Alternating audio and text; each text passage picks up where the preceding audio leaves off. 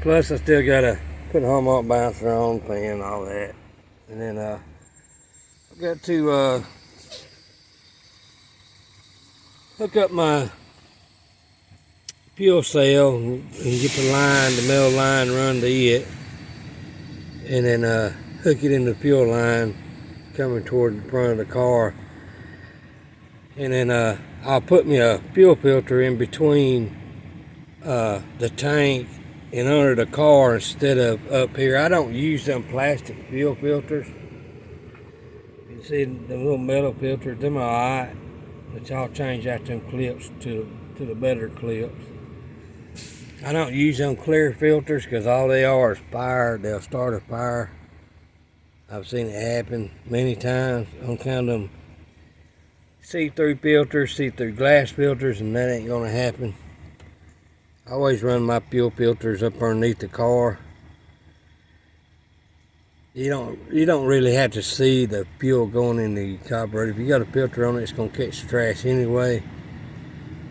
That's just part of it. That's the way I look at it. That's my opinion. So that's where we at, and let me get up underneath here and see if I can't get these thunderbird bolts in place. And we will. Welcome back to Auto Salvage Outlaws.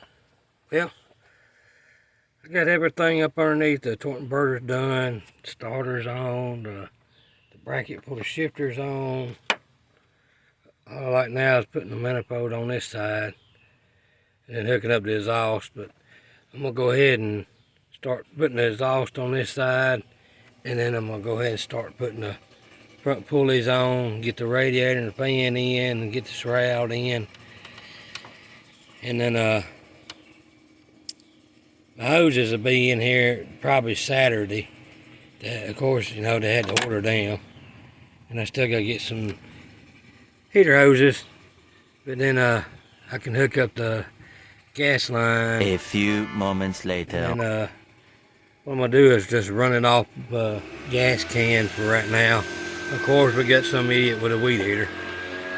But that's where I'm at. Continue on. My ad is on to the front of the video. Well, I got thunderbird lined up right. Got the bolt hose lined up right, and I'm fixing to start putting the thunderbird nuts on. That's a blessing to see. Now I gotta find my wrench, but getting it done. It takes a little time. I'm actually thinking about putting a floor shifter in. That's my kick down rod. It's just laying there. It hooks up on the end. Let me get my extra finger here. Right there. I'm actually thinking about doing away with the column shifter and putting a floor shifter in. Let's see if I can score one. It'd be a lot better to go down a drag strip with a floor shifter instead of a column shifter. That's my theory, I guess.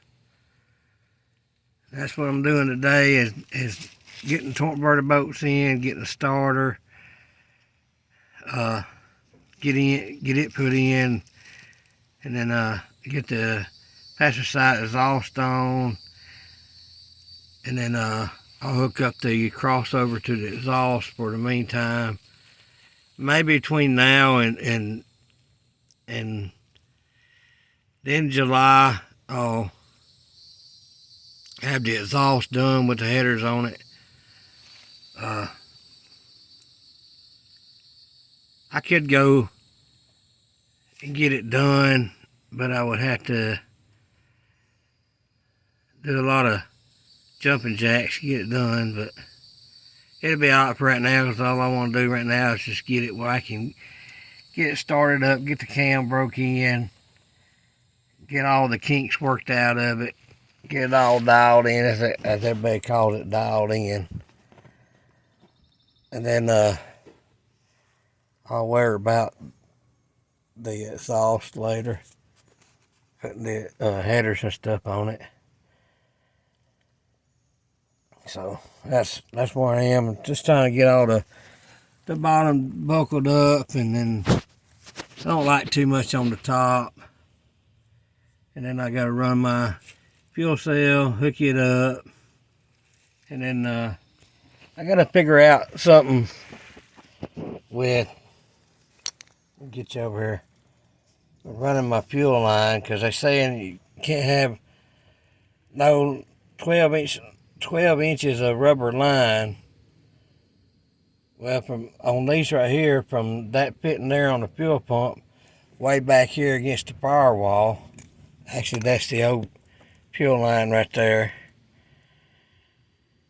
Well, that's gonna be well over 12 inches by itself, just on this line, not counting the few inches of line to the fuel cell, and then 2 inches of line up on top. So I've got to figure something out.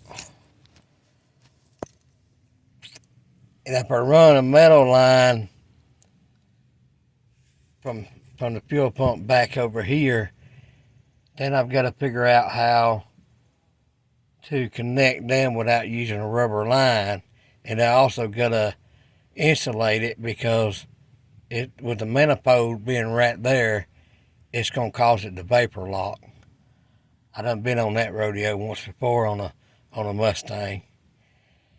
So I've got to figure something out where they pass tech. So if anybody got any ideas, John or anybody, shoot me an email,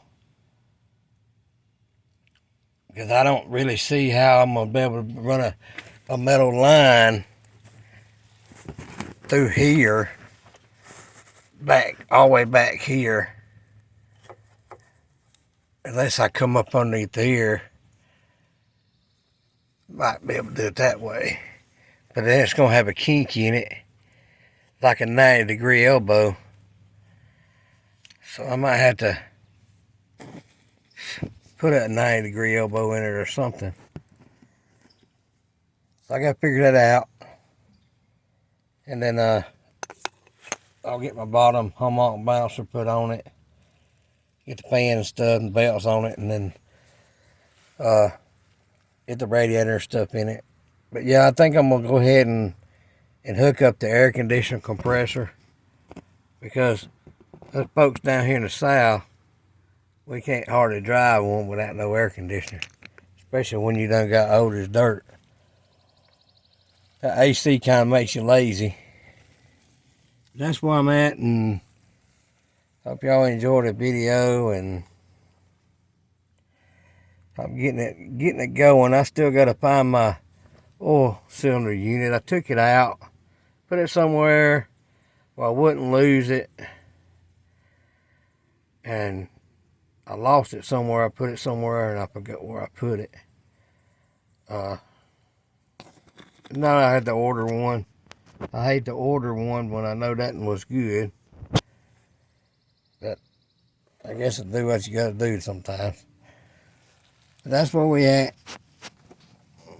Yeah, I left the oil plug out loose, because I gotta flush I usually flush my motors. Well, not kind of flush it, but I usually put a quart of oil down in there and flush the pan. So that's the way I usually do mine. So that's that. And everything else pretty much looks good under here. I know I'm going to have to put some universal joints on it, because it's 30 years old of sitting, and I can imagine what them universal joints look like. First burnout, probably drive shaft fall out. But that's where we at, and we getting it done. Stay tuned to the next one. Y'all come back now. You hear?